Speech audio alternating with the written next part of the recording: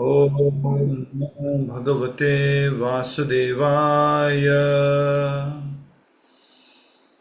ओम नमो भगवते वासुदेवाय।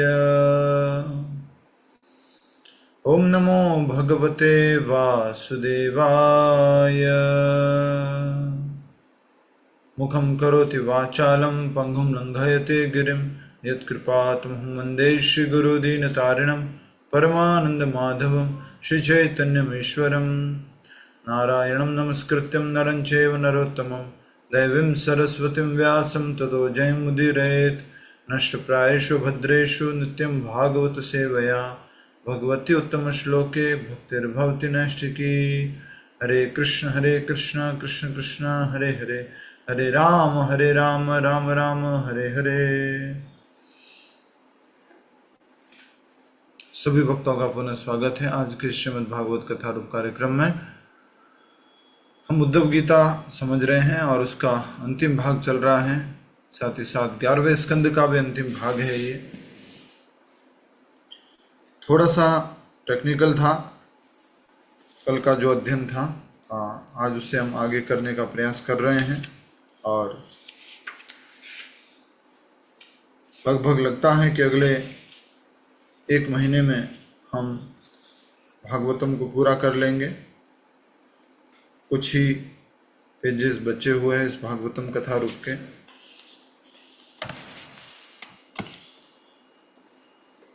तो आइए हम कल में से कुछ जो हाइलाइट्स है वो पढ़ लेते हैं। जैसे था एक हाइलाइट कि बद्ध जीव काल के प्रभाव में इधर उधर दौड़ता रहता है और प्रकृति, भौतिक प्रकृति उसके लिए एक के बाद एक शरीर का निर्माण जारी रखती है, परंतु मनुष्य जीवन में यह भगवत संदेश को समझकर अपने भावी जीवनों की दिशा मोड़ सकता है। इसलिए कहा जाता है कि जीवात्मा के पास अत्यंत अल्प स्वतंत्रता होती है और उसके द्वारा वह श्री कृष्ण की सेवा अथवा उन्हें भूलने का चुनाव कर सकता है। तो इस प्रकार मनुष्य जीवन की महत्वता को बताया गया कि किस प्रकार ये मनुष्य जीवन हमें मिला है, बहुत ही विशेष है और उसका उपयोग अपनी स्वतंत्रता का सदुपयोग करके भगवान की सेवा करने के लिए, भक्ति करने के लिए कर पाए। अगर किसी के पास लिखा हुआ हो तो निकाल दीजिए कृपया करके। एक प्रार्थना लिखवाई थी आपको भगवद गीता क्लास में कि हे भगवान कृपा करना कि मैं आपके द्वारा दी गई स्वतंत्रता का सदुपयोग करके आपकी सेवा में उसका उपयोग कर सकूं। ऐसा कुछ अगर आपके पास लिखा हुआ है तो याद कीजिए। बहुत ही सुंदर प्रार्थना थी कि हे परम भगवान श्री कृष्ण कृपया करके आप आशीर्वाद दीजिए कि मैं अपनी स्वतंत्रता का सदुपयोग करके उसे आपकी सेवा में उपयोग कर सकूं। ऐसा कुछ है?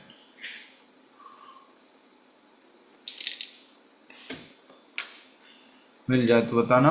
अब हम आज का पढ़ना शुरू कर रहे हैं और जहाँ पर भगवान श्री कृष्ण कहना प्रारंभ कर रहे हैं, श्री भगवान उवाच, अर्थात श्री भगवान ने कहा, यहाँ से हमें शुरू करना है।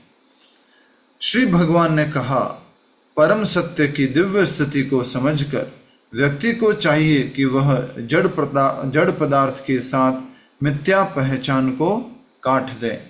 भगवान के साथ अपने संबंध को जानकर, परम भगवान की भगवत्ता को जानकर, इस भौतिक जगत में जो भी ये शरीर है, ये वस्तुएं हैं, उन सबसे जो झूठी पहचान है उसको क्या कर दें?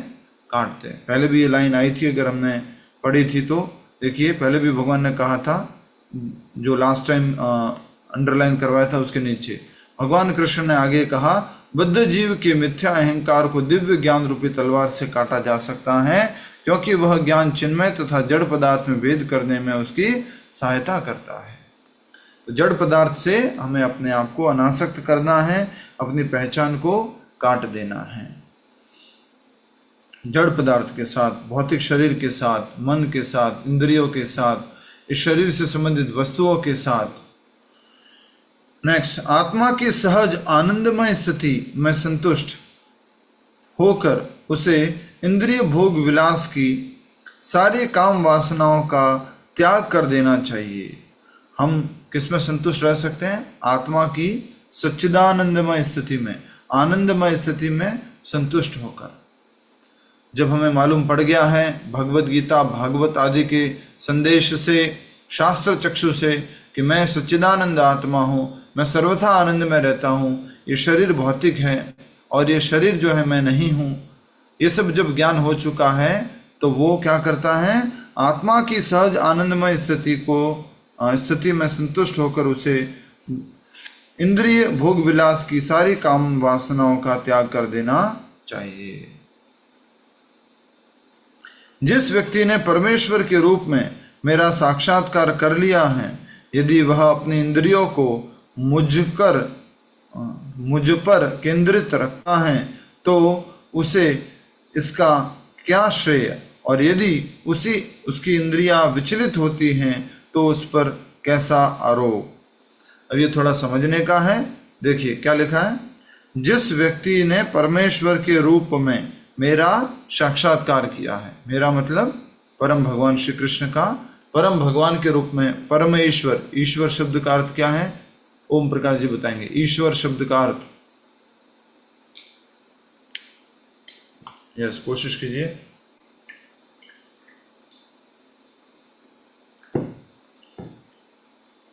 ये कहीं लिखा हुआ नहीं है ईश्वर, ईश्वर शब्द का अर्थ कई बार समझाया है। हरे कृष्णा प्रभु जी, ईश्वर स्वयं भगवान का नाम ईश्वर। ईश्वर शब्द का अर्थ, यस। मैं बोलूं? मैं बताऊं प्रभु जी? बीच में नहीं बोलना, मैं पूछूंगा जिससे पूछना है। ममता पटेल माता जी बोलिए।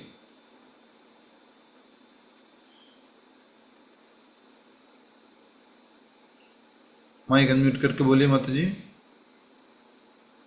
नियंत्रक प्रभु जी। नियंत्रक, कंट्रोलर, हरि बोल। ईश्वर मतलब कंट्रोलर, परमेश्वर मतलब सुप्रीम कंट्रोलर, परम नियंत्रक। ठीक है, याद रखिएगा ईश्वर। हम भी छोटे मोटे क्या है, ईश्वर, छोटे मोटे, क्योंकि हमारा भी अभी कंट्रोल चलता है। कहाँ पर चलता है, कुछ अपना ऑफिस में, या कुछ अपने कार्यों में, या थोड़ा बहुत अपने शरीर पर, अपने बच्चों पे नहीं चलता माता जी। जब छोटे होते बड़े होते हैं तब नहीं मांगते ना, छोटों में तो अब आपके बड़े हैं छोटे हैं? अब तो बड़े हो गए बस। तो फिर जिस व्यक्ति ने परमेश्वर के रूप में मेरा साक्षात्कार कर लिया है, यदि वह अपनी इंद्रियों को मुझ पर केंद्रित रखता है, ठीक है, एक क्या हो गया, दो बातें बताई गई। भगवान पर केंद्रित करना, भगवान का साक्षात्कार कर लिया है तो भगवान पे अपनी इंद्रियों को केंद्रित कर लिया, तो उसे इसका क्या श्रेय, ठीक है। और यदि उसकी इंद्रियां विचलित होती हैं तो उस पर कैसा आरोप। बादलों के आने जाने के बाद भला सूर्य पर क्या प्रभाव पड़ता है, आने जाने से भला सूर्य पर क्या प्रभाव पड़ता है। परम सत्य कभी भी अज्ञानता द्वारा प्रभावित नहीं होता और न ही उनका शुद्ध अंश जीवात्मा ही अज्ञानता से प्रभावित होता है। ये थोड़ा उच्च स्तर की बात लिखी हुई है, अगर समझ में आ गया है तो, कि अगर हमारा मन पूरी तरह से भगवान में लग गया है, हमने भगवान का साक्षात्कार कर लिया है, तो इंद्रिया किधर भी जाएगी, कुछ भी करेगी, वो भगवत साक्षात्कार ही है। अगर भगवान में लगी हुई है तो भी वो भगवत साक्षात्कार है, और भी अन्य जगह इधर अगर लगी हुई है वो भी, उधर भी भगवत साक्षात्कार कर लेगी, उधर भी भगवान का साक्षात्कार हो जाएगा। ये बात कही जा रही है कि क्या श्रेय, और फिर कह रहे हैं कि यदि उसकी इंद्रियां विचलित होती हैं तो उस पर कैसा आरोप। क्योंकि अल्टीमेटली जो भगवत साक्षात्कार वाला व्यक्ति है, कहीं पर भी है उसकी इंद्रिया, वो हमेशा भगवान का साक्षात्कार ही करेगा। बादलों के आने जाने से भला सूर्य पर क्या प्रभाव पड़ता है। परम सत्य कभी भी अज्ञानता द्वारा प्रभावित नहीं होता और न ही उनका शुद्ध अंश जीवात्मा ही अज्ञानता से प्रभावित होता है। जो भगवान है वो तो प्रभावित नहीं होते, ठीक है। सूर्य जो है वो बादल के आने जाने से सूर्य को कोई प्रभाव नहीं पड़ता है, ठीक बात है। अब जीवात्मा जो है उसके ऊपर भी अज्ञानता का प्रभाव नहीं पड़ता है। कब तक, जब तक जीव ये नहीं सोचता मिथ्या अहंकार वश कि मैं ये शरीर हूं। जब ये सोच लिया तो प्रभाव पड़ गया, पर जब जब तक नहीं सोचा हुआ कोई प्रभाव नहीं। ठीक है, आगे हरे कृष्ण। हाँ प्रभु जी, जैसे इसमें ये है कि कोई भी व्यक्ति अगर भगवान का आत्म साक्षात्कार कर लेता है तो उसकी इंद्रियां जो हैं वो विचलित नहीं होती है, मतलब वो जो भी काम करेगा वो, तो कहने का मतलब ये है कि वो जो भी काम कर रहा है वो भगवान को लेके या भगवान को मान के ही कर रहा है, इसलिए। नहीं, पहले ये लिखा हुआ है कि उसकी इंद्रियां भगवान की तरफ मुड़ी हुई है, भगवान से जुड़ी हुई है। देखिए, इंद्रियों को मुझ पर केंद्रित रखता है। ठीक है, तो इसका उसका क्या श्रेय, क्या कोई अधिक लाभ है, कोई बड़ी बात हो गई क्या? ऑलरेडी भगवत साक्षात्कार हो चुका है उसको, तो ऐसा कुछ नया नहीं है उसके लिए। वो तो या उसकी इंद्रियां विचलित होती हैं तो उस पर कैसा आरोप, कोई आरोप है उस पर? नहीं, वो तो ऑलरेडी प्योर डिवोटी शुद्ध भक्त है, उसका तो परमेश्वर साक्षात्कार हो चुका है। तो वो किधर भी अपना इंद्रिया मन कहीं पर भी लगा रहा है, वहां भगवान का ही दर्शन करेगा। उसकी इंद्रिया वास्तव में विचलित तो हो ही सकती नहीं है। बाहर से लग रहा होगा कि नहीं, ये तो नाम जप नहीं कर रहा, या ये पूजा नहीं कर रहा, ये भगवान के सामने नहीं खड़ा हुआ है, लग रहा है बाहर से कि इधर देख रहा उधर देख रहा है, लेकिन वो तो सब जगह क्या देख रहा है? परमेश्वर को देख रहा है, भगवान को देख रहा है, क्योंकि उससे साक्षात्कार हो चुका है। वो विचलित वाली बात क्यों लिखा है प्रभु फिर? समझाने के लिए, समझाने के लिए कि जो साक्षात्कार प्राप्त हुआ व्यक्ति है उसके लिए कुछ नहीं होता इंद्रिया विचलित होना या इंद्रिया केंद्रित करना। समझ में आ रहा है? हमें लग सकता है कि नहीं, प्रभुपाद जी जो है, मान लीजिए हम सब लोग संकीर्तन कर रहे हैं और प्रभुपाद जी उस टाइम में जो है कुछ लोगों से बातें कर रहे हैं, वार्तालाप कर रहे हैं, तो प्रभुपाद जी के लिए उन लोगों से वार्तालाप करना और संकीर्तन करना सब क्या है? बराबर है। शुद्ध भक्त का कोई भी कार्य बराबर है। वो अपनी इंद्रियों को सीधा सीधा दिख रहा है कि भगवान में लगी हुई है, या सीधा सीधा दिख रहा है कि नहीं लगी हुई है बाहर से, पर वास्तव में उसका मन, उसकी इंद्रिया भगवान का ही साक्षात्कार करती है। यह समझना सरल है कि परम सत्य कभी भी अज्ञानता द्वारा प्रभावित नहीं होता है और न ही भौतिक बंधन में बंधता है। परम सत्य मतलब परम भगवान, परंतु उसकी तटस्थ शक्ति आत्मा का क्या आत्मा भी ऐसा होता है? भगवान तो जो है कभी भी किसमें नहीं बंधते? अज्ञानता के प्रभाव में नहीं आते हैं, न ही भौतिक बंधन में बंधते हैं भगवान। तीनों गुणों से परे है भगवान। गीता में जल्दी से श्लोक ढूंढ के बताओ जिसमें भगवान कहते हैं कि मैं तीनों गुणों का सृष्टता हूं, मैं इन तीनों गुणों के बंधन में नहीं आता।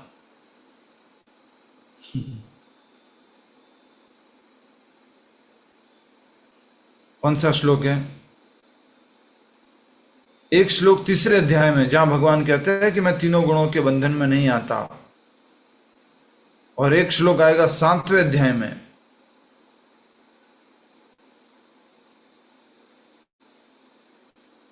कोशिश करो।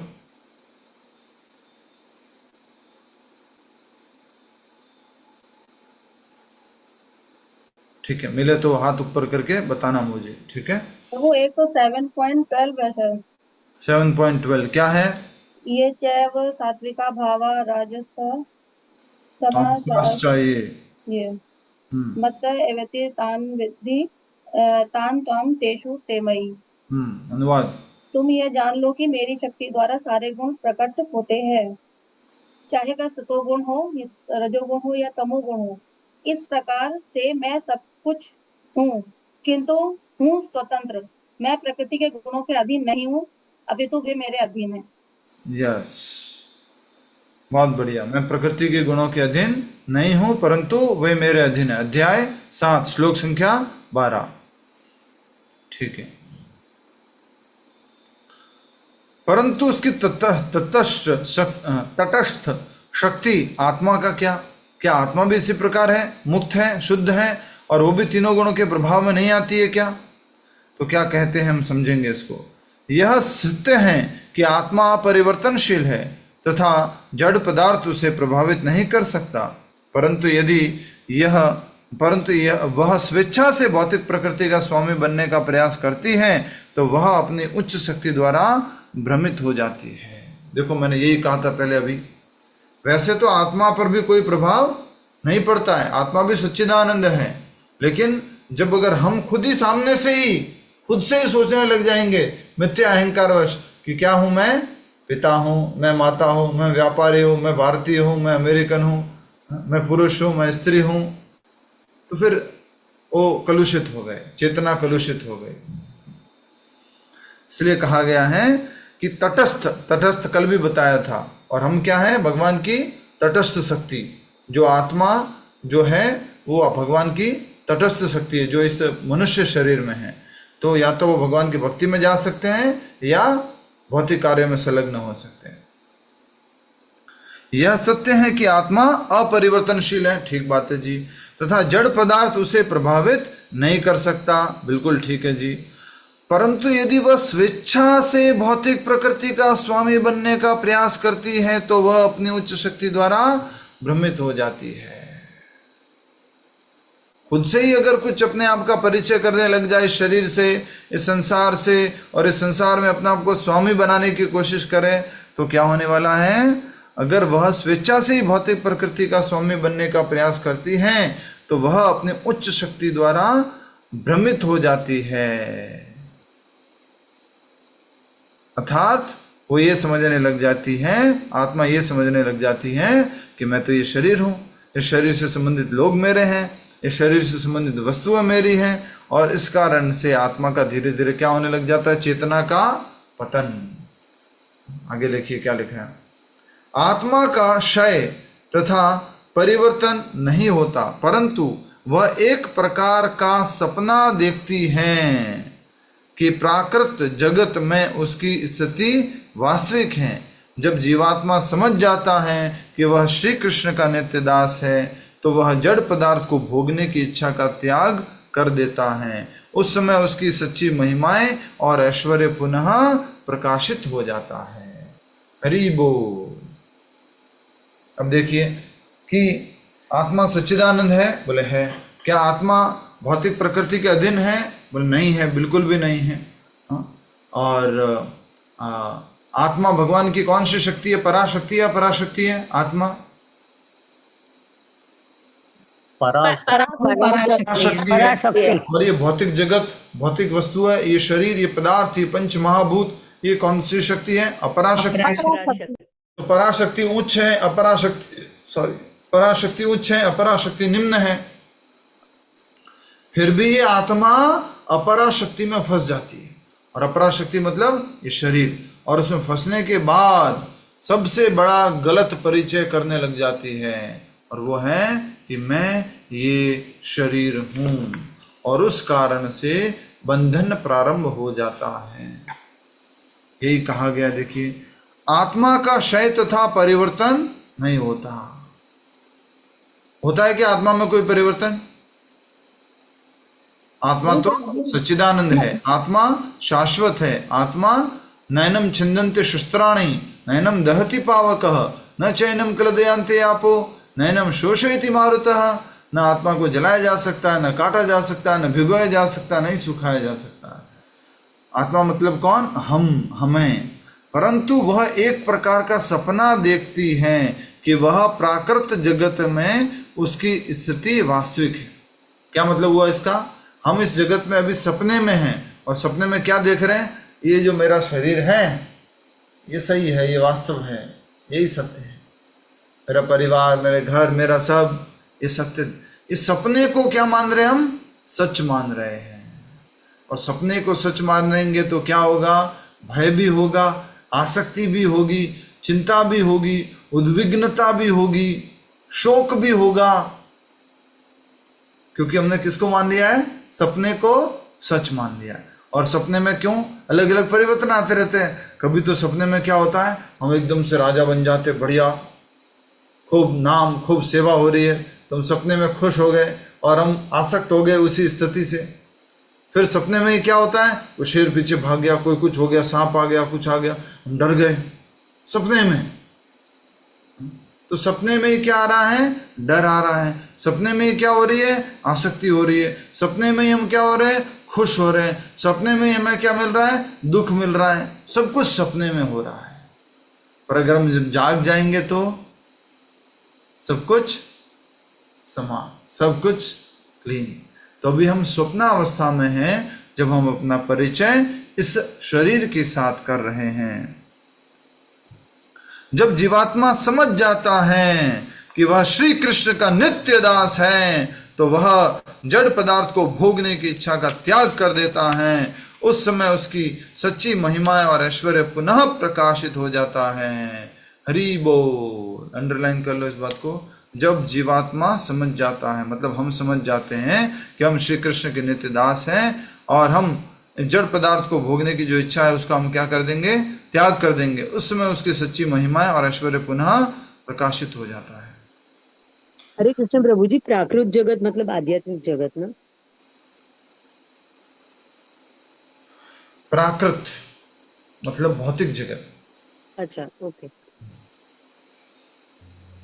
परंतु एक प्रकार का सपना देखते हैं कि प्राकृत जगत में उसकी स्थिति वास्तविक है। ये जो भौतिक जगत है इसमें उसकी स्थिति क्या समझ लेती है, वास्तविक समझ लेती है। ठीक है। हरे कृष्णा प्रभु, आपने कहा था कि आत्मा तो भोगता है ना, जिसे ये बड़ा डिफिकल्ट लग रहा है समझने में कि आत्मा भी कुछ नहीं भोगता है प्रकृति को, या प्रकृति के चीजों से उसका कोई संबंध नहीं है। लेकिन आत्मा फिर का वास्तव में कोई संबंध नहीं है। हम कल भी भगवान से प्रश्न पूछा था, भगवान ने उत्तर दिया था, मिथ्या अहंकार के कारण ही सब कुछ भोगने का अनुभव होना नहीं होना, वो सब वहीं से शुरू होता है। मिथ्या अहंकार का तो संबंध फिर आत्मा से है ना? आत्मा से संबंध पूर्ण रूप से नहीं है, लेकिन वो पूर्व कर्मों के आधार पर मन, बुद्धि और अहंकार उसके साथ में चलता रहता है जब तक इस भौतिक जगत में है।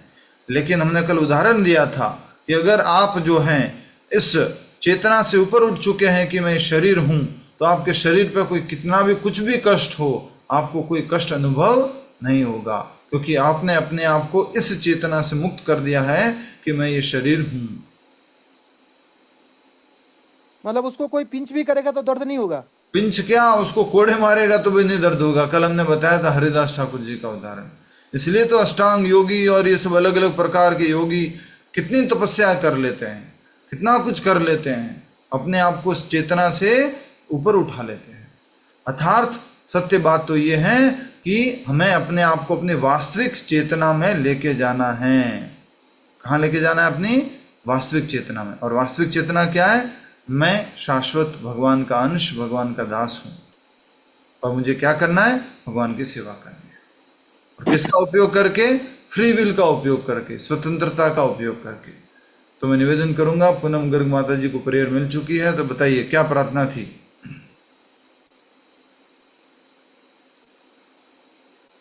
प्रभु, आपने एक प्रेयर बताई थी, उसके संदर्भ में आपने ये थोड़ा सा हम लोग को बताया था। हे परमात्मा, आप हमारे हृदय में स्थित हैं, सदा सर्वदा मेरा भला चाहते हैं। ये तो मैं हूँ जो आपके द्वारा दी गई मुक्ति का दुरुपयोग करता हूँ और इस जगत में कष्ट भुगतता रहता हूँ। आप कृपा कीजिए, आप करुणा कीजिए कि मैं आप ही के द्वारा जो मुझे फ्री विल दी गई है उसका सदुपयोग करूँ, और आप जो संदेश दे रहे हैं मेरा भला चाह रहे हैं, आप जो मेरे लिए अच्छा सोच रहे हैं उसको मैं समझ पाऊं। आप शक्ति दें कि आपकी फ्री विल का दुरुपयोग ना करूं, उसका सदैव सदुपयोग ही करूं। क्या बात है, जिसने भी लिखवाई बहुत बढ़िया लिखवाई है जी। प्रभु, आप ही ने लिखवाया था, आप ही ने एक दिन बोला मैं था, तो अभी मैंने भी नोट यकीन नहीं लिया कर था। पा रहा हूँ कि मैं आप लोगों को क्या क्या बोल देता हूँ, मुझे खुद को ही नहीं समझ में आता है, याद ही नहीं रहता है, और पालन प्रभु, ये होना तो तो दूर पूरी की बात प्रार्थना है। तो बहुत ही सुंदर है, ये तो उसको बहुत तो अच्छा पढ़ते हैं। ये प्रभु जी, डाल दीजिएगा ना। भेज प्रभु जी आप दीजिए। आप बोलती है। ठीक है। प्रभु जी, लेकिन चेतना से तो कोई शुद्ध भक्त जैसे ही ऊपर उठ सकते हैं, मतलब उस स्थिति जिसे बोलते हैं प्रभु जी। हम सब लोग उठ सकते हैं, हम सब लोग शुद्ध शुद्ध चेतना में स्थित हो सकते हैं। ठीक है। तो लास्ट में क्या कहा गया? लास्ट में कहा गया जब जीवात्मा समझ जाता है कि वह श्री कृष्ण का नित्य दास है और वह जड़ पदार्थ को भोगने की इच्छा का त्याग कर देता है। जड़ पदार्थ क्या हो गया? ये शरीर। उसकी एकमात्र इच्छा रहती है कि मैं कृष्ण के द्वारा भोगा जाऊं, अर्थात मैं कृष्ण की सेवा में लग जाऊं। उसकी एकमात्र इच्छा रहती है कि मैं कृष्ण के द्वारा भोगा जाऊं, कृष्ण मुझे अपनी सेवा में उपयोग करें, मैं उनकी सेवा में लग जाऊं। बस मुझे मेरे लिए किसी से कोई सेवा नहीं चाहिए, नहीं मुझे इस शरीर से अपने लिए कुछ सेवा करवानी है। इसलिए कहा गया है कि जड़ पदार्थ को भोगने की इच्छा का त्याग कर देता है, उस समय उसकी सच्ची महिमाएं और ऐश्वर्य पुनः प्रकाशित हो जाता है। और वो क्या है सच्ची महिमा? सच्चिदानंद, शाश्वत हूं मैं, पूर्ण ज्ञान में स्थित हूं मैं, आनंद में हूं और भगवान का नित्य सेवक, भगवान का नित्य दास हूं। वो जो ऐश्वर्य है वो प्रकाशित हो रहा है। ठीक है, नेक्स्ट। परम भगवान ने आगे कहा, जब तक व्यक्ति पूरी तरह सांसारिक कलमशों से मुक्त नहीं हो जाता, तब तक उसे सावधानी पूर्वक उन कार्यों से दूर रहना चाहिए जो कृष्ण भक्ति में प्रतिकूल है। पहले भी आई थी ये बात। जब नए नए भक्त हैं और अभी तक हम पूर्ण शुद्ध भक्त नहीं बने हैं, तो हमें जबरदस्ती चैलेंज नहीं लेना है, जबरदस्ती कोशिश नहीं करनी है कि मैं माया को प्रीच कर दूंगा। जबरदस्ती कोशिश नहीं करनी है रमावतार जी कि मैं तो बहुत सीख लिया, अब तो मैं जो कहीं पे भी जाके प्रीच कर सकता हूं, तो मांसाहारी लोग हैं या नशा करने वाले लोग हैं वहां जाके भी प्रीचिंग कर लूंगा।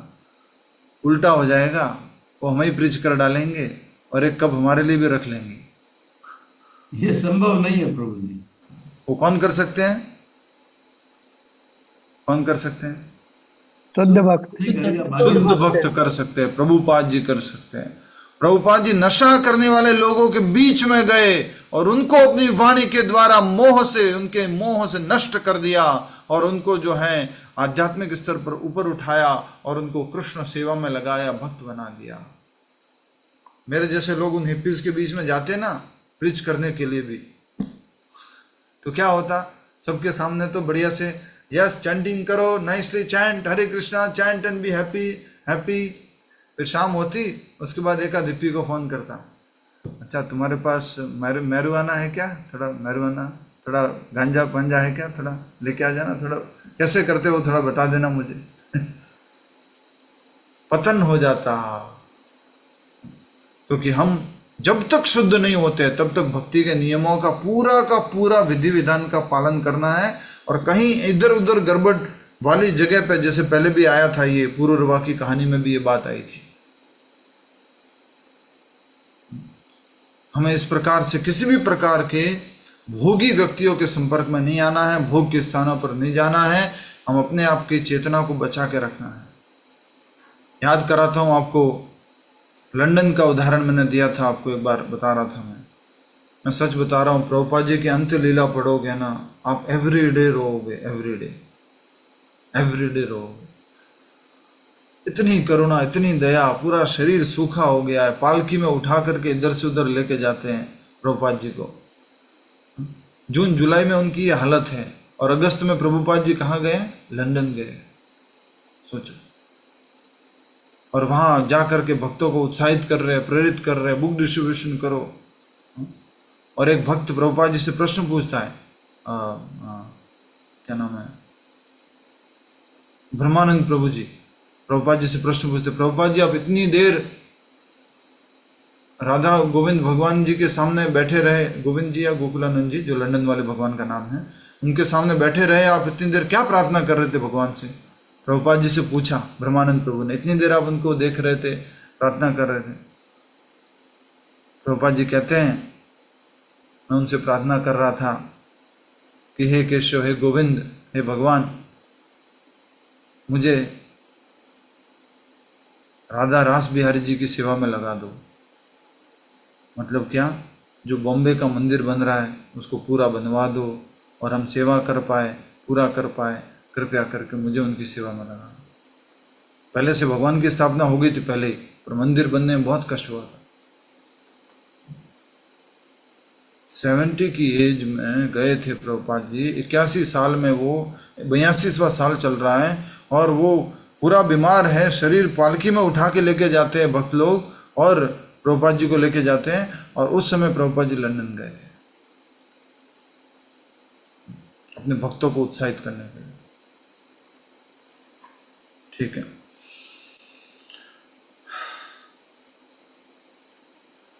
परम भगवान ने आगे कहा, जब व्यक्ति पूरी तरह सांसारिक कलमशों से मैं बताना तो भूल गया जो बता रहा था, बता देता हूँ प्लीज। एक और चैप्टर, एक और पन्ना बचा है। ठीक है, मैं बता रहा था कि शुद्ध भक्त जो है वो कहीं पर भी जाके प्रचार कर सकते हैं, किसी को भी शुद्ध कर सकते हैं, वो अपनी शुद्धता का ज्यादा ध्यान नहीं रखते हैं।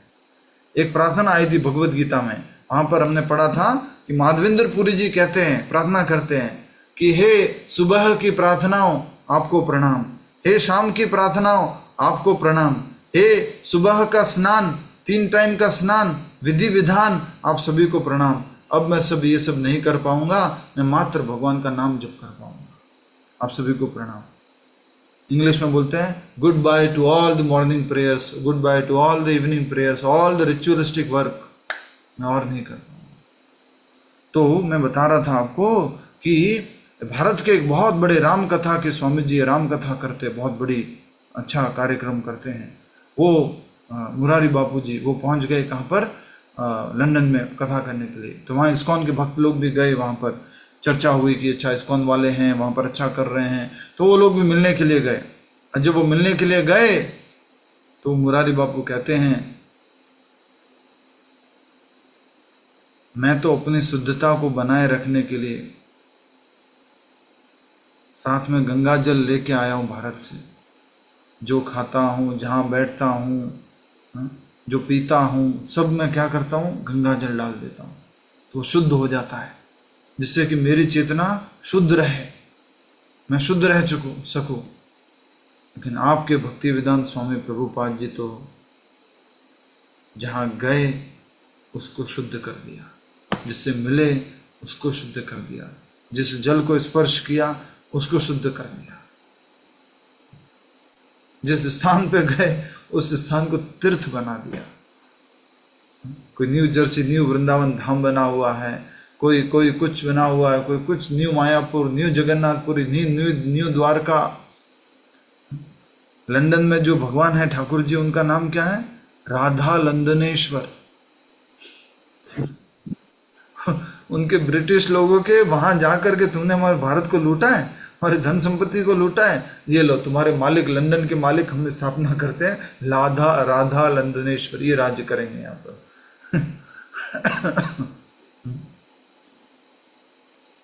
समझ रहे प्रभुपाद जी की शुद्धता को, प्योरिटी को।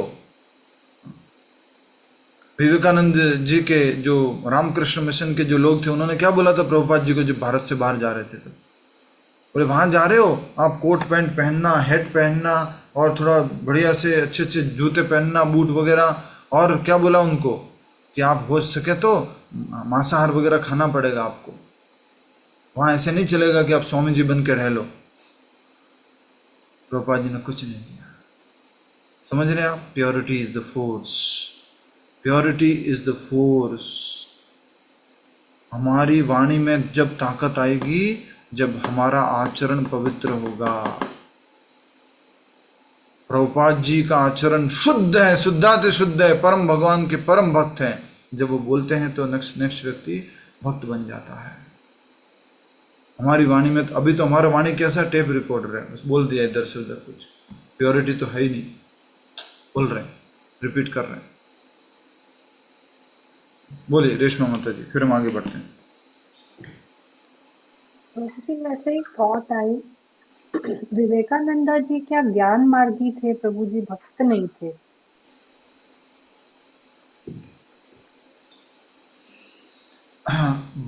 भक्त तो देखो सीधी सीधी बात करते हैं, आप तो कथा के लोग हैं।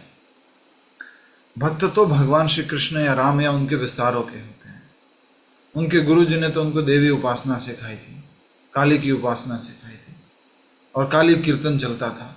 तो प्रभुपाद जी बोलते थे ये क्या है काली कीर्तन, अपनी मर्जी से निकाल दिया। शास्त्र में लिखा है, भागवत में लिखा है, श्रवणम कीर्तनम विष्णु, और आप लोग ये कर रहे हो।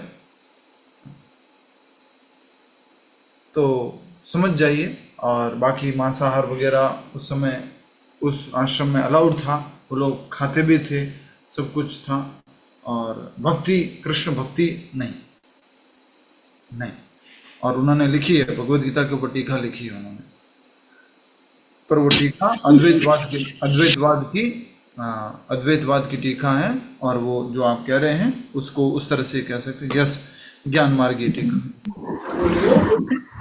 प्रभु जी, काली भक्त तो मांसाहारी ही होते हैं। बोले कि भक्त नहीं होते, पहले बात। हाँ, भक्त नहीं, काली के उपासक। काली के उपासक हैं। बहुत बुरा देखना, काली कलकत्ते वाली, मेरा वचन न खा जाए खाली खट। ध्यान मार्गी थे ना प्रभु, तो वो ज्ञान योगानंद। ज्ञान ज्ञान ज्ञान ज्ञान। ठीक है, ठीक है, हम अलग अलग चर्चा पे नहीं जा रहे हैं, आप समझना है हम भक्तों को। यहाँ जो बात लिखी है उसमें से सबसे इंपॉर्टेंट बात क्या है कि जब जीवात्मा समझ जाता है कि वह श्री कृष्ण का नित्य दास है, तो वह जड़ पदार्थ को भोगने की इच्छा त्याग कर देता है, और उस समय उसकी सच्ची महिमा और ऐश्वर्य पुनः प्रकाशित हो जाता है। अभी तो हमारी महिमा और हम जो कुछ भी बोल रहे हैं, मैं ये हूँ, मैं वो हूँ, मैं ये हूँ, मैं ऐसा कर सकता हूँ, वैसा कर सकता हूँ। अरे प्रभु जी बोलो तो सही, क्या करवाना, बोलो, आप बोलो, फोन करो, बताओ मुझे। ये सब झूठा है। प्रभु जी ऐसा बनने के लिए क्या करना होगा? नाम जप, नाम जप, नाम जप, और शुद्ध नाम जप, अपराध रहित नाम जप। ऑटोमेटिकली शुद्ध चेतना हो जाएगी, ऑटोमेटिकली। जितना अच्छा नाम जप करोगे उतना जल्दी शुद्धिकरण होगा। अभी तो नाम जप कैसा चलता है हमारा, मिक्स्ड चलता है। हरे कृष्ण कृष्ण कृष्ण हरे हरे, हरे राम राम राम हरे हरे, हरे कृष्ण कृष्ण हरे राम राम।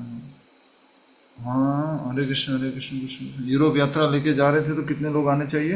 हरे कृष्ण कृष्ण कृष्ण हरे राम राम। हाँ, वृंदावन में अभी नौका विहार तो कितने लोगों को इनवाइट किया है? हरे कृष्ण कृष्ण कृष्ण। मन हमारा पूरा भागता ही रहता है, भागता ही रहता है, भागता ही रहता है। शुद्ध नाम जब शुद्ध चेतना की तरफ लेके आएगा, और शुद्ध नाम प्रभुपाद जी के आदेश अनुसार उनसे दीक्षा प्राप्त करके जप करेंगे और अच्छा नाम जप होगा। गुरु की कृपा मिल जाएगी साक्षात। ठीक है, हरे कृष्ण प्रभु। हाँ, यस। अब प्रभु जी, प्रभुपाद जी की जो रिकॉर्ड है ना, वो सुन के नाम जप कर सकते हैं, उसको साथ में लगा करके नाम जप कर सकते हैं। जी। परम भगवान ने आगे कहा, ये माता जी बहुत इंस्पायरिंग माता जी है, छोटे से है, इनका शरीर पूरा अलग अलग प्रकार से विकृत है, खराब है। ये पूर्वी माता जी, आप सब लोग देखते ही हैं इनको, ये अभी दर्शन कर लीजिए इनका एक बार। छोटी सी बच्ची है, लेकिन शरीर में बहुत अलग अलग प्रकार का रोग कष्ट है, परिवार वाले लोग सपोर्ट नहीं करते हैं, देख ही रहे हैं आप इनको, और इनका शरीर इतना इनको साथ नहीं देता है, लेकिन पूरा मन लगाकर भगवद गीता भागवतम का अध्ययन कर रहे हैं, श्रवण कर रहे हैं, और प्रतिदिन नाम जप कर रहे हैं। थैंक यू माता जी, भगवान खूब कृपा करें, आप बहुत आगे बढ़े भक्ति में। हरे कृष्ण। परम भगवान ने आगे कहा, जब तक व्यक्ति पूरी तरह सांसारिक कलमशों से मुक्त नहीं हो जाता, तब तक उसे सावधानी पूर्वक उन कार्यों से दूर रहना चाहिए जो कृष्ण भक्ति के प्रतिकूल है। तुम्हारा फॉर्मूला क्या है? अनुकूलस्य संकल्प, प्रतिकूलस्य वर्जनम। इशारा करके बताओ भैया, ऐसे नहीं चलेगा। अनुकूलस्य, इशारा कीजिए, संकल्प। भूल गए। अनुकूलस्य संकल्प, प्रतिकूलस्य वर्जनम। जो प्रतिकूल है उनका त्याग करना है। और जब तक हम शुद्ध नहीं हो जाते, सांसारिक कलमशों से मुक्त नहीं हो जाते, तब तक हमें सावधानी पूर्वक उन कार्यों से दूर रहना चाहिए जो कृष्ण भक्ति के प्रतिकूल है। जब तक कोरोना पूरा समाप्त नहीं हो जाता, तब तक हमें ऐसे खाना नहीं है, ऐसे लोगों के बीच में नहीं जाना है। यार नहीं, मैं तो ठीक हो गया, अरे कोई बात नहीं, ठीक हो गया मैं तो, ऐसे लपेटे में आएंगे ना, पड़े रहेंगे फिर। यदि किसी घातक रोग का समुचित उपचार नहीं किया जाए, तो वह रोगी को कष्ट देने के लिए फिर से आक्रमण कर सकता है। समझ गया ना, वही कोरोना वाला आ गया। इसी प्रकार ऐसा मन जो पूरी तरह शुद्ध नहीं हुआ होता, वह साधक पुरानी आदतों को पुनः जागृत करके उससे कष्ट देता है। बहुत महत्वपूर्ण बात लिखी है। अच्छे अच्छे लोगों का आपने देखा है ना, वो बड़ा स्वामी जी बन गया, बड़ा प्रभु जी बन गया, बड़ा प्रवचन करने वाले प्रभु जी बन गए, खूब बड़ा बड़ा नाम तो कर दिया, लेकिन स्थिति क्या है, कुछ पुरानी आदतों की वजह से फिर वो गलत काम में पड़ गए, क्योंकि शुद्ध पूरी तरह से हुए नहीं थे। इसलिए मंदिर में कुछ नियम है कि इतने साल के हो जाओगे भक्ति में, उसके बाद आपको ये सेवा दी जाएगी, इसके साल के हो जाओगे भक्ति में, उसके बाद आपको ये सेवा दी जाएगी। ऐसा ही नहीं कि आते ही शुरू में मंदिर ज्वाइन कर लिया, चलो सब प्रीचिंग करो। कोई नया नया भक्त ज्वाइन हुआ है, अभी शुद्ध नहीं हुआ कुछ भी, और नया नया का पुराना भी, वो ऐसे जोश जोश में कहे प्रभु जी मैं तो गर्ल्स हॉस्टल में प्रीचिंग करने जाऊंगा, क्या होगा उसका?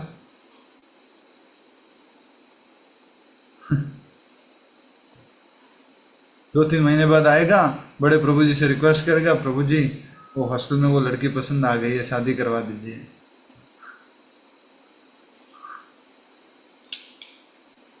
तो ये बहुत महत्वपूर्ण बात लिखी है कि इसी प्रकार ऐसा मन जो पूरी तरह शुद्ध नहीं हुआ होता, वह साधक की पुरानी आदतों को पुनः जागृत करके उसे कष्ट देता है।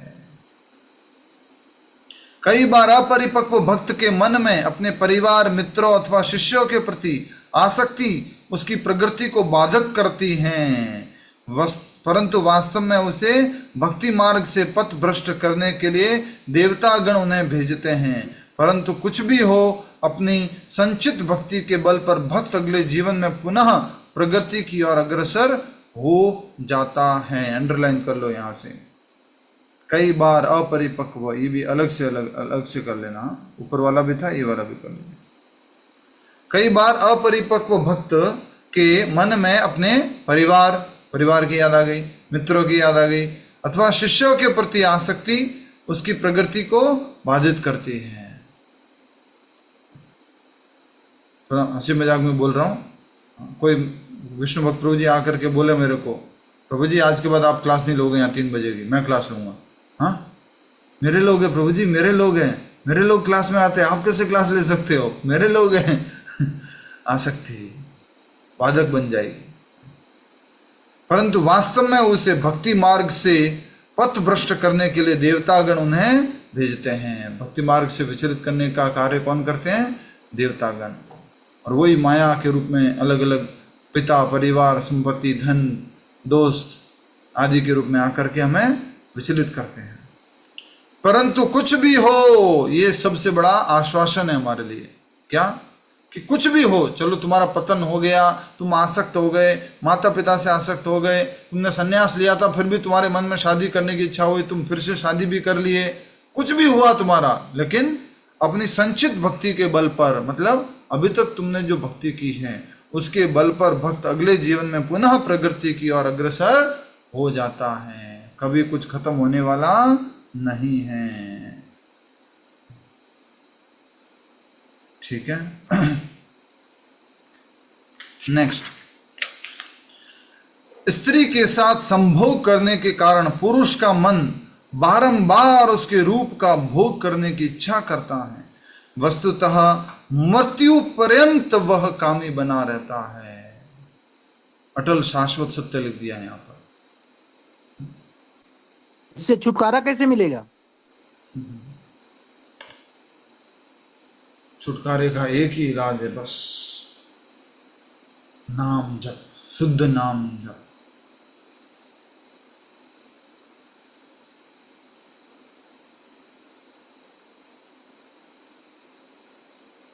सबसे बड़ी गलती हमारे काल में और हमारे समय में ये हो रही है, वो ये है कि हमेशा वही स्त्री को भोग की वस्तु के रूप में हमें पढ़ाया गया, समझाया गया, मूवीज में दिखाया गया, कुछ वीडियोस में दिखाया गया कि भोग की वस्तु है ये, और उस कारण से हम उसको भोग उपभोग करना चाहते हैं और जीवन भर फिर मृत्यु पर्यंत इच्छा रहती है। लिखा हुआ है कि मृत्यु पर्यंत वह कामी बना रहता है। याद करो वो उदाहरण, अकबर बिरबल का उदाहरण दिया जाता है, बीरबल वाला प्रभु जी। यस, अकबर बिरबल का उदाहरण। एक बार अकबर पूछता है, बिरबल अभी जवानी है, अभी सब ये काम वासना, इच्छाएं वगैरह ये सब रहती है, उम्र होने के बाद ये सब नहीं रहता होगा ना? एक उम्र हो जाएगी 70 साल 75 साल, उसके बाद ये सब चीजें प्रॉब्लम नहीं करेगी ना? बिरबल बोलते हैं कि नहीं नहीं, मृत्यु दम तक ये हमारा पीछा नहीं छोड़ती है, मृत्यु पर्यंत। तो अकबर बोलता है नहीं नहीं ऐसा नहीं होता, देखो शरीर में शक्ति रहती नहीं है, इतना कुछ इंद्रिया शक्तिशाली होती नहीं है, कोई इच्छा नहीं रहती होगी ये सब।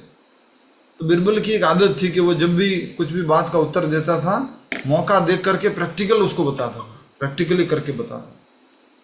तो फिर बिरबल ने क्या किया, बिरबल ने एक समय आया तो राजा का जो सेनापति था वो बहुत बीमार पड़ गया, राजा का बहुत बीमार पड़ गया, और वो बहुत जो है कष्ट भोग रहा है, मृत्यु की सैया पर लेटा हुआ। तो बिरबल क्या करता है, राजा को बोलता है, राजा राजा अपना सेनापति जो है वो बहुत बीमार है, आप कृपया करके चलो और हम सेनापति को मिल करके आते हैं। तो राजा बोलते चलो ठीक है।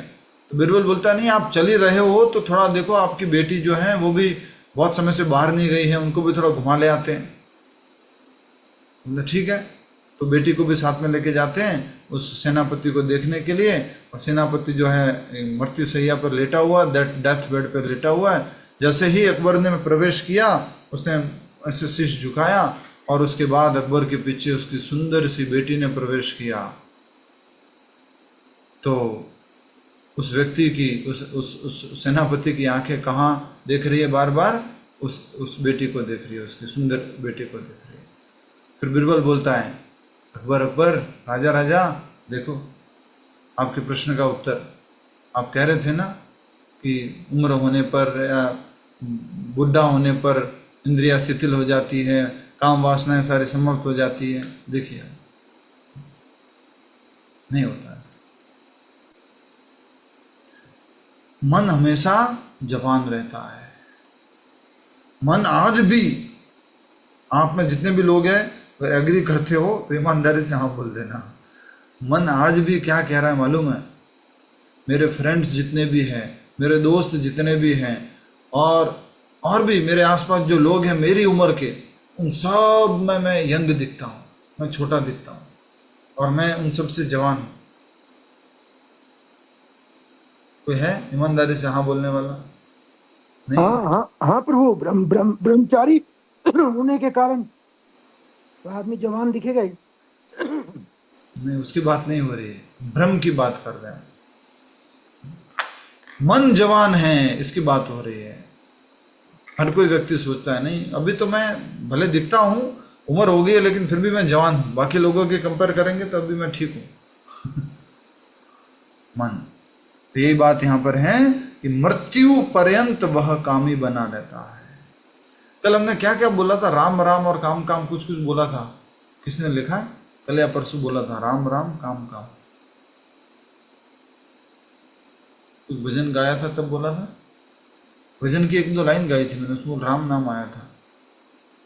रामा रामा रटते रटते बीती, रामा रामा रटते रटते भक्तों की जिंदगी बीतती है। रामा रामा रटते रटते बीती रे उमरिया। और जो अभक्त हैं, जिनकी बुद्धि में काम भरा हुआ है, उनकी उम्र कैसे निकलती है? कामा कामा देखते देखते, कामा कामा सोचते सोचते, कामा कामा रटते रटते बीती रे उमरिया। उसी में जीवन निकल जाता है। प्रभु जी पर लंका गए थे, उस समय एक रास्ते के अंदर सीन आया था, वहां कोई फॉरेनर गए थे, तो आपने कहा था देखो सारे तुम इतने थे उम्र के, सारे फंस गए हो, खड़े हो गए हो, वापिस आते अभी वापिस आओ भाई। तो हमें बहुत हंसी। भले हम बोल रहे हो किसी और को, अरे आप क्या कर रहे हो, पर आप क्या कर रहे हो, उसमें पीछे हमारा भी मकसद है कि हम भी उसको थोड़ा सा दर्शन कर लेते हैं। हमें खूब हंसी आई। हरे कृष्णा। बहुत मुश्किल है भैया, बहुत मुश्किल है। ओनली शुद्ध भक्त, प्योर डिवोटी। हरिदास ठाकुर नामाचार्य स्वयं माया देवी परीक्षा लेने आई थी। दुर्गा माया देवी स्वयं परीक्षा लेने के लिए आई थी। लक्ष्य हीरा, हीरा वैश्या परीक्षा लेने के लिए आई। हरे कृष्ण कृष्ण कृष्ण हरे हरे, हरे राम राम राम हरे हरे। तो माला बाकी रह गई, मुझे माफ करना, मैं पूरी करता हूँ, फिर आपकी इच्छा पूरी करता हूँ। हरे कृष्ण कृष्ण कृष्ण हरे हरे, हरे राम राम राम हरे हरे। मतलब कोई तुलना नहीं है हरिदास ठाकुर जी से। और हम जैसे मूर्ख लोगों को ऐसा कोई परीक्षा लेने आएगा ना तो क्या होगा, अच्छा आपकी इच्छा है, मेरी इच्छा तो नहीं है, आपकी इच्छा है, ठीक है ठीक है, मैं माला बाद में करता हूँ, पहले आपकी इच्छा पूरी कर। बाद में लोग पूछेंगे आपने ऐसा क्यों, नहीं उनकी इच्छा थी इसलिए मैंने ऐसा किया।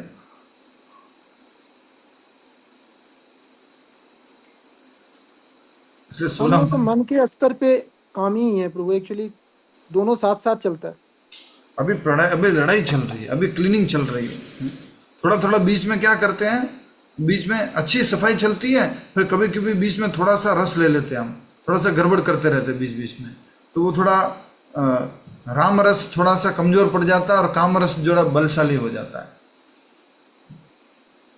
उसका रीजन है एसोसिएशन कम होता है तो दूसरी तरफ मन भटकता है, एसोसिएशन बराबर होता है तो कभी इधर उधर नहीं जाता, क्योंकि पर्टिकुलर टाइम पर हमको ये ज्वाइन करना है, उसके बारे में पढ़ना है लिखना है, तो we don't have a time. खाली दिमाग होता है तो फिर ऑटोमेटिकली सीधा काम। हमारे संतोष गुप्ता गोयनका जी को देखिए, जिस दिन से ज्वाइन किया उस दिन से लगातार एवरी डे विदाउट फेल पूरा एकदम, और प्रोग्रेस एकदम बढ़िया स्विफ्ट प्रोग्रेस किया है। नए नए आए लेकिन पूरा पार्टिसिपेट कर रहे हैं। वो सात माला भी करने लगा। बहुत बढ़िया, हरि बोल। ठीक है माता जी माइक बंद कर दीजिए। प्रमीला माता जी कुछ कहना चाहते हैं?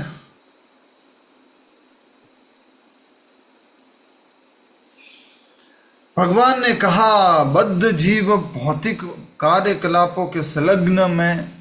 अच्छा एक बात बताओ, ये काम तो हमेशा रहेगा और काम की इच्छा भी बार बार बनी रहेगी, तो हमें क्या करना है?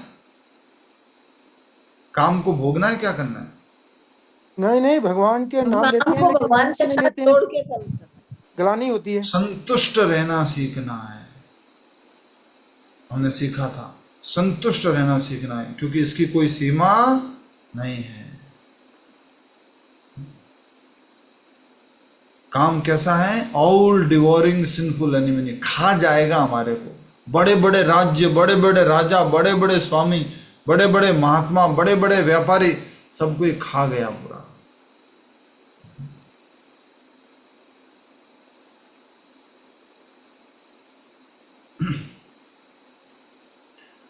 श्री भगवान ने कहा बद्ध जीव भौतिक कार्यकलापों के संलग्न होता है और फलस्वरूप वे कर्म उसके भौतिक शरीर का निर्माण करते हैं। भौतिक कार्य करेंगे तो क्या बनेगा?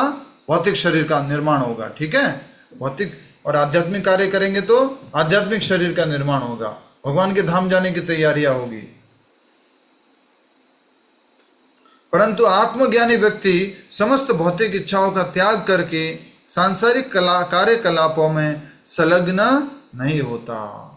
अगर आप अपने आप को आत्मज्ञानी व्यक्ति मानते हो तो हमें अपने सांसारिक कार्यकलापों में संलग्न नहीं होना है। अंडरलाइन कर लो, आत्मज्ञानी व्यक्ति समस्त भौतिक इच्छाओं का त्याग करके सांसारिक कार्यकलापों में संलग्न नहीं होता। हमारे अंदर क्या आदत है मालूम है?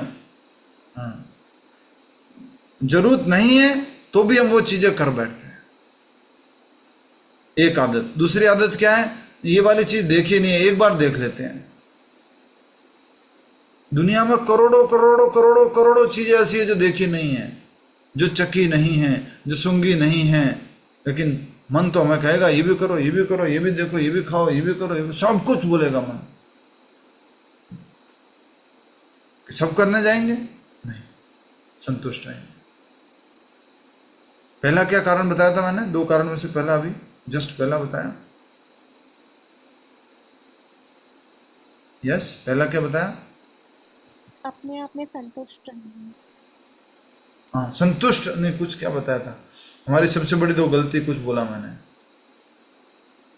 जो नहीं जरूरत है वो भी करना चाहते हैं। हाँ, जो नहीं, देखो इतने सारे लोग बैठे, एक भी नोट नहीं करते, लिखते नहीं हो। जो नहीं जरूरत है लेकिन थोड़ा ऑफर के साथ मिल रही है, कम पैसे में मिल रही है, फ्री में मिल रही है, हम लेने के लिए भाग जाते हैं। घर में गाड़ी खड़ी हुई है और एक ऑफर आ जाए कि मर्सिडीज बेंज सी क्लास जो है आपको 5 लाख रुपए में मिल जाएगी, 5 में मिल जाएगी।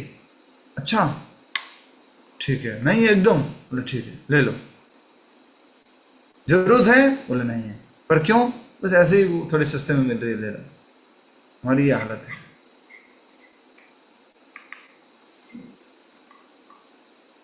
ऐसे विवेकी पुरुष की चेतना आत्मा में स्थिर रहती है और उसे इस बात का आभास तक नहीं रहता कि उसका शरीर क्या कर रहा है। बोलो हरि हरि। ये है कुछ स्टेज जहां पहुंचना है। ऐसे विवेकी पुरुष की चेतना आत्मा में स्थित रहती है और चेतना शरीर में स्थित नहीं रहती, चेतना इंद्रियों में स्थित नहीं रहती, चेतना मन में स्थित नहीं रहती। चेतना कहाँ स्थित रहती है? आत्मा में। और उसे इस बात का आभास तक नहीं रहता कि उसका शरीर क्या कर रहा है।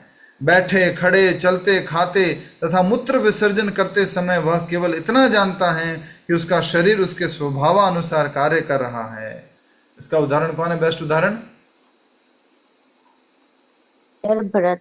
जड़ भरत। हरि बोल। बद्ध जीव माया द्वारा निर्मित अस्थायी सृष्टि को सत्य मान बैठता है, परंतु मुक्ति के समय यह अज्ञानता नष्ट हो जाती है। बद्ध जीव क्या मानता है अपने जीवन भर? माया द्वारा निर्मित अस्थायी सृष्टि को सत्य मान बैठता है कि ये ठीक है, ये मेरा है, ये सृष्टि, ये सत्य है, सब बढ़िया है, शाश्वत है। आगे क्या लिखा है देखो, परंतु मुक्ति के समय यह अज्ञानता नष्ट हो जाती है। अर्थात मुक्ति उसको ही मिलेगी जो इस अज्ञानता से मुक्त है। जिस प्रकार उगता सूरज अंधकार को खा जाता है, मेरा चिंतन अज्ञानता के अंधकार को नष्ट कर देता है। अंडरलाइन करो, जिस प्रकार उगता सूरज अंधकार को खा जाता है, मेरा चिंतन अंधकार के अज्ञानता के अंधकार को नष्ट कर देता है।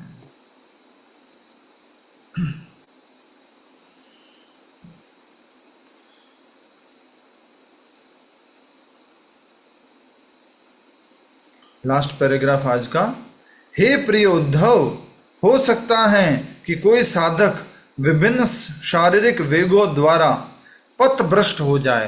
क्या है शारीरिक वेग? बोलो 6 शारीरिक वेग बताओ।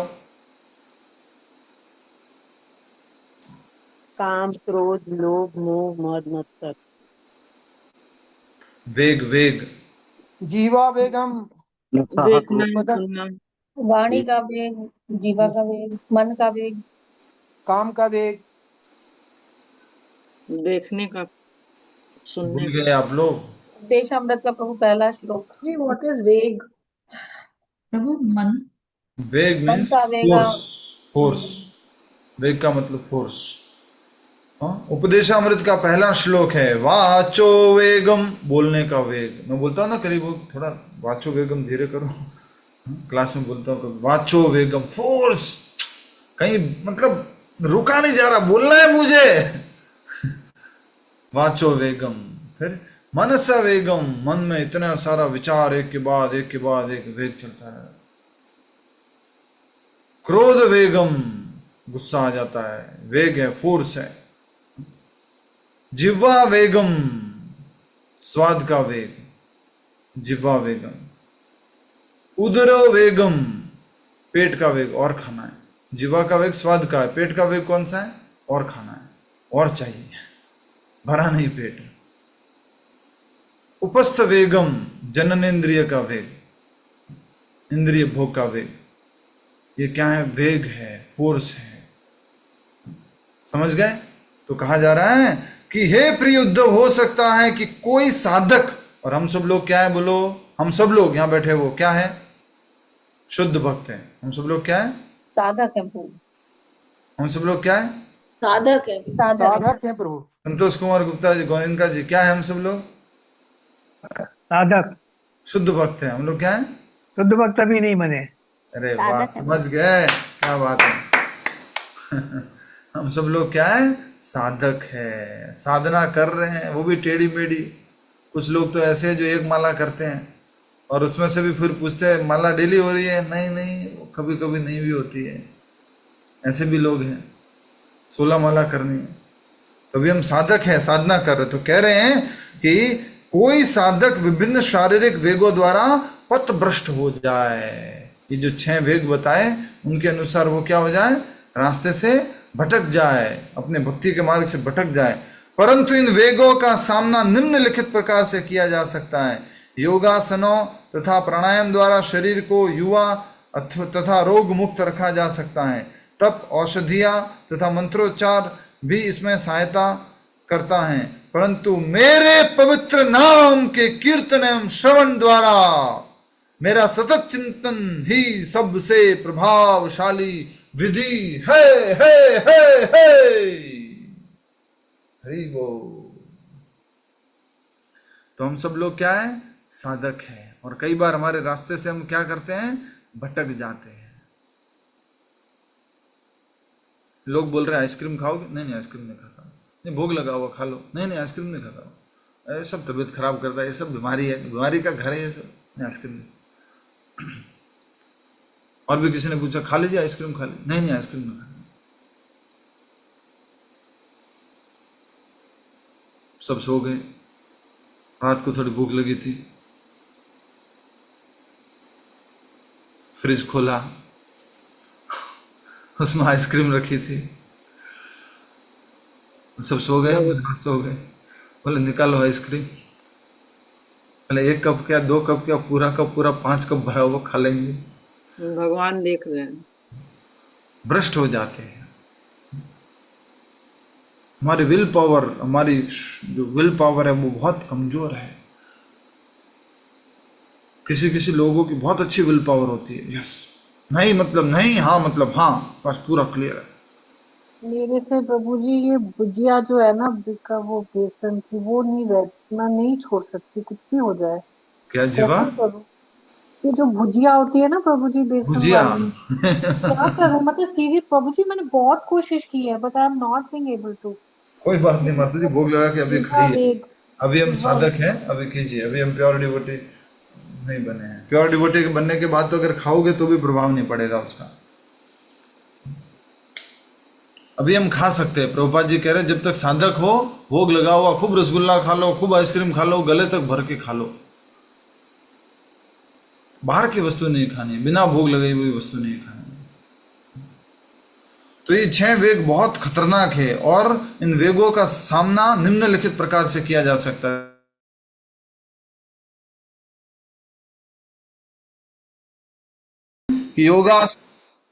योगासनों तथा प्राणायाम द्वारा शरीर को युवा तथा रोग मुक्त रखा जा सकता है। तप, औषधियां तथा मंत्रोच्चार भी इसमें सहायता करता है।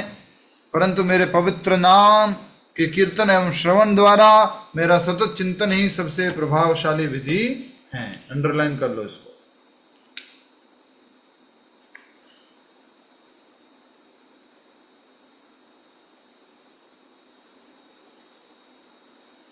बहुत खतरनाक वेग होते हैं, इसलिए उसको फोर्स बोला गया है, वेग बोला गया है, जीवा का वेग। एक प्रभु जी थे हमारे, नाम नहीं लूंगा। रात को भगवान के लिए रसगुल्ले बनते थे, रात को, ठीक है, रात को भगवान के लिए रसगुल्ले बनते थे। भगवान को कब खिलाना है? सुबह। कब? मंगला आरती में उठाते ही। भगवान को 4 बजे जब उठाया, भगवान को मंगला आरती होने से पहले, 4:15 बजे या 4:30 बजे आरती है, उससे 15 मिनट पहले भोग लगता था। ये हमारे प्रभु जी, इतना खतरनाक इनको वेग आता था खाने का, इतना खतरनाक वेग आता था, इतना खतरनाक वेग आता था कि सुबह उठते ही 2-3 मग्गा पानी डाल के शरीर में भगवान के रसोई घर में घुस के, भगवान के रसोई घर में घुस के, भगवान का फ्रिज खोल के, जो भगवान को भोग लगना है वो वाला आइटम ही उठा करके खा ले। अभी भगवान को भोग लगा ही नहीं। इतना वेग होता है।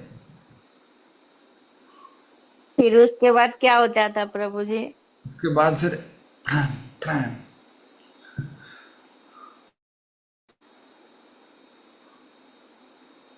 भगवान का फिर कैसे लगता था भोग? फिर फटाफट कुछ ना कुछ दूसरा मिठाई, कुछ ऐसा आइटम लेकर के वो भोग लगाते थे, जो या जो दूसरे रसगुल्ले अलग से एक्स्ट्रा बने हुए रखे हुए, उसमें से भोग लगाते थे।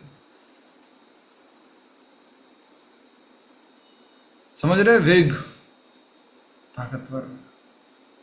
पानी पूरी, जैसे प्रभु जी का पानी पूरी, इधर भी घुमा घुमा के, इधर कोई तकलीफ नहीं है, टाइम लग रहा है, मेहनत लग रही है, बस मिलना चाहिए। आग आग अलग अलग प्रकार से ये वेग है, बहुत ताकतवर वेग है, और सबका एक दूसरे से कनेक्शन है। प्रभुपाद जी बोलते हैं जिह्वा कंट्रोल करोगे तो पेट कंट्रोल हो जाएगा, इंद्रिय कंट्रोल हो जाएगी, मन कंट्रोल हो जाएगा, सब कुछ कंट्रोल हो जाएगा। टीकम जी बोल रहे हैं नेक्स्ट टाइम से फ्रिज को लॉक कर दिया होगा।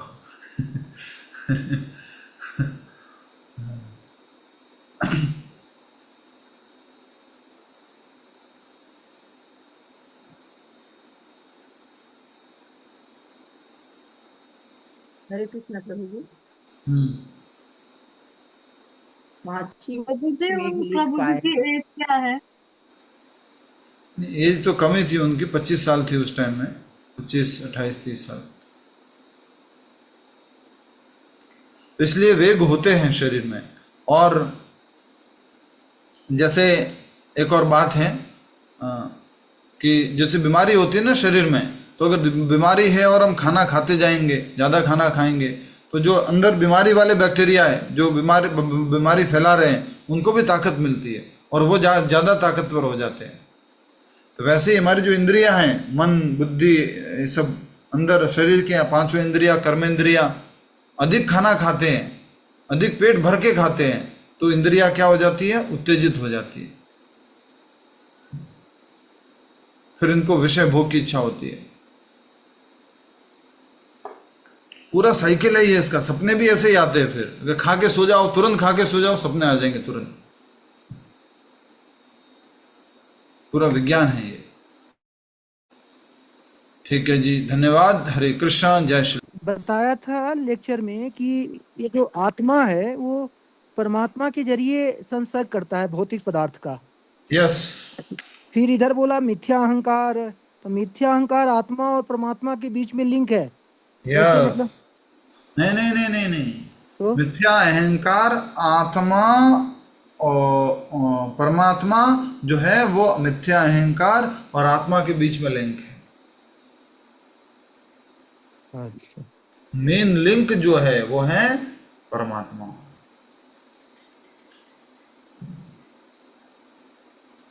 ठीक है प्रभु, जो मन बुद्धि अहंकार है, इज अ सूक्ष्म लेयर ऑफ द आत्मा।